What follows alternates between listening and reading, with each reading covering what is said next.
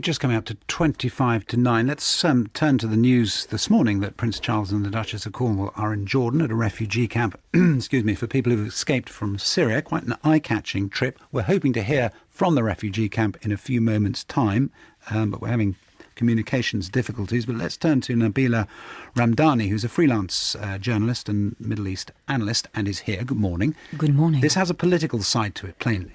Well, very much so, but I think beyond anything else, the reason why this visit is so important is that it will highlight the issue of Syria's refugee crisis enormously, and it doesn't matter how many images or reports about these kinds of problems appear in the media.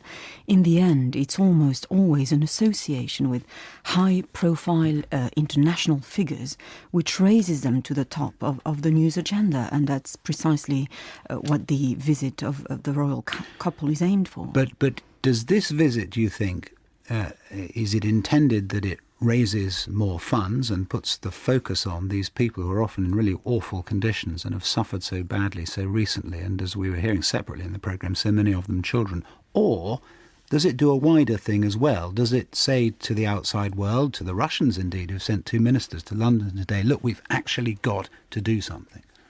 Well, it does both. The largest number of refugees, some 350,000, have now fled to Jordan specifically, and they are being looked after in refugee camps with the help of the United Nations and charities including Oxfam and Islamic Relief. But these groups are struggling because of the sheer numbers of people